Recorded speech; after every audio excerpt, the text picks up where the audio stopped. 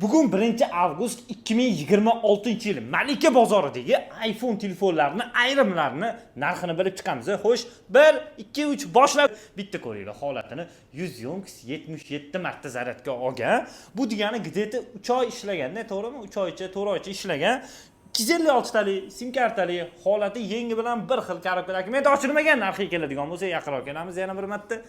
$1380 do'konimizdan xarid qilsangiz bo'ladi. Yangisi $1480, $1380 olib chiqib ketsanglar bo'ladi. Sim plus eSIM 256 talik 17 Pro shoptoli rangida.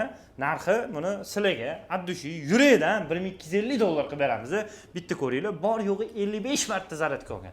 55 marta degani bu ham где-то 4 oy ishlagan degan. Sizlar narxini aytaman, 16 Pro Max. Xo'sh, mana 90 yonks 100 yonks narxidagi tafovutni ko'ramiz. Ko'ryapsizlar? Bunisi 90, bunisi 100 yonks. Holatlari ideal. Bu telefonimizning narxi $950, bunisining narxi $1100. Yana bitta narsa bor. Bashi zo'r kelgan bizga. Shoshmanglar.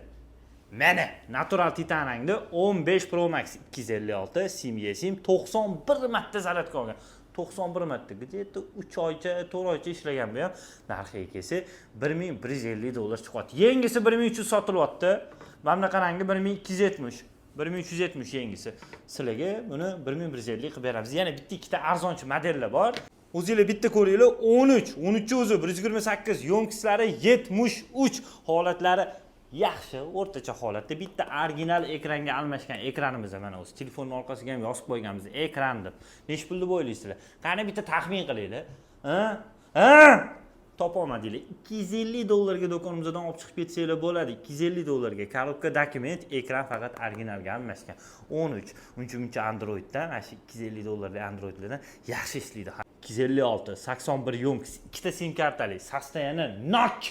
Shundan narxi $600 chiqadi. Korobka, dokument ochilmagan. Bitta ko'ringlar, iWatch Ultra 2 bo'ladi. Yangisi $650-640 sotilyapti. Sizlarga buni $450 qilib beramiz. Ideal holatda yonksi 100 bor yo'g'i 1 oygina ishlagan. Ko'ryapsizlar? iWatch Ultra 2.